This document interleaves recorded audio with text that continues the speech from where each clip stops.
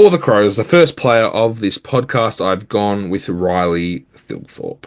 Now, I looked back at previous seasons' All Australian teams. The last four in particular are the key ones for me.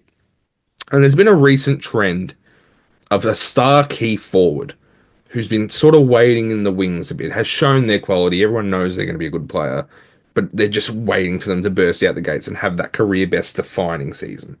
So this year we had Jake Waterman, very deserved All-Australian Blazer there, outstanding season, burst out the gates out of nowhere, no one expected it. Nick Larkey last year kicked like 70-odd goals and made the All-Australian team. The year before that was Charlie Curnow, always injured, never really did much, came in, won his first Coleman, got to the All-Australian team. The year before that was Harry Mackay, who never kicked more than 30 goals in a season, and then won the Coleman and made the All-Australian team. So it feels like there's always one. It's always like there's room for that third key forward behind a Jeremy Cameron and a whoever else has been there, Tom Hawkins, whoever else. This year it would be Charlie Curnow and Jesse Hogan maybe, and then a third. There's always room for that one surprise key forward, and I think if Riley Thilthorpe has a full year and a proper go at it as the main man this year, it could be terrific. He's the only proper key forward I've put in this list. Sorry for the early spoiler, but I've not picked any others. But I thought the signs that he showed when he came back into the Crows side this year were fantastic. He put on some muscle, looked really dominant, really dominant. Kicked 15 goals in 7 games. So you're looking between, on average, that 40 to 50 mark for a full year. And if he's even fitter and he gets that full preseason under his belt, watch out for this bloke, honestly. If they're operating through him predominantly, I think he could be a scary matchup for any key defender this year. Obviously, 2024, he averaged 11.1 disposals, 4.6 marks, and 2.1 goals a game. So, as I said, if he plays a full season, full 23 games, you're looking between 40 and 50 goals. If he's even better this season than he was in that back end, because he'll be fitter, as I said, could be over 50 goals. You could be looking at a really good forward. Geelong next. I've gone with Sean Manor. Another player kind of like what I spoke with Kai Lohman before, where it's easy to single them out based on what he dished up at the back end of last year. Because those last few rounds and that qualifying final in particular were unreal for him. But he has the potential to sustain that form in 2025. Coming into the league last year as a mature age draftee, 27 years old, he's probably just about to peak. Has some really solid forwards to work with around him as well. And while he hasn't really stood out as much as a Brian Myers or a Tyson Stengel, he has that ability to push up the ground and impact at stoppage that they don't necessarily have as much. And I think the most important point with Mana is that he played twice in the first few rounds. I think it was round 1 and 2, maybe round 1, 2, 3. I don't know what it was. I don't have that information with me, and I'll get better at that. But he then didn't play again until round 18. So it took him a little bit to get it going, and he wasn't really afforded as much of an opportunity to get that consistency.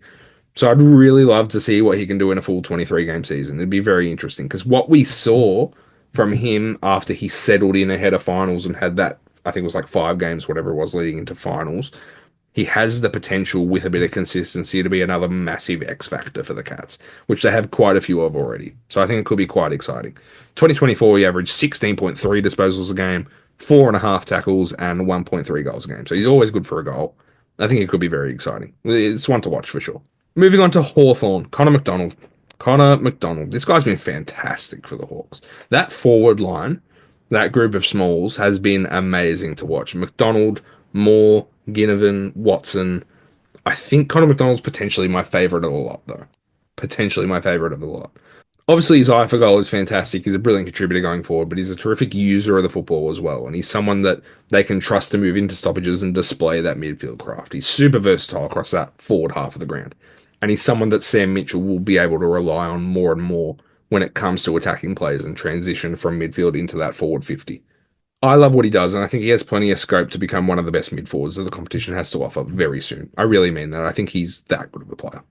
2024, he averaged 17.4 disposals a game, 6.2 score involvements a game, and 1.1 goals a game. I think he'll definitely up his contributions on the goal side of things for sure. And even when he gets more ball, he's just going to be a lot more impactful. I really can't wait to see what this guy does in the future. St Kilda, I've gone with Liam Henry. When I was looking at St Kilda's list, trying to decide who to go with here, I came across Liam Henry, and I thought back to last season. And obviously, holistically, it's a bad example because he only managed 12 games in 2024, and it was injury interrupted in the end. But I thought back to one game in particular, and it was that Collingwood game in round three where he suffered that first injury of the year. I was there, and he was so impressive until he went down in that game. Just so good. And when I think about it, I truly wonder what sort of heights he could hit in a full, uninterrupted year for St Kilda. He came away with 14 touches and 2 goals in that one in around 3 quarters. Does he have 20 to 25 per game and 1 or 2 goals every week in him at his best when he hits his straps? I think he could.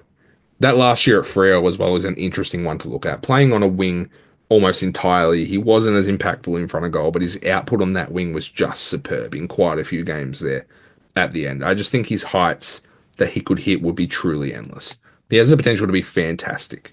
I'm not certain where his best footy lies positionally. As I said, he did play on a wing almost the entirety of that last season for Fremantle. A little bit more time forward at the Saints has seen him kick some goals. He was drafted as a forward by the Dockers, spent those early days there. I don't think there's a definitive answer really as to where he should be playing. I think he's just very versatile and you use that to your advantage. I really like him though. And I think he's got so much room for growth in the foreseeable depending on where they play him, for sure. 2024, he averaged 13.8 disposals, 5.1 score involvements, and 0.6 goals a game I've cited here, because that's likely where the improvement would need to come from if he's playing as a small forward. If he can up it to 1 or 2 goals a game, genuinely, he could be one of the elite small forwards in the comp.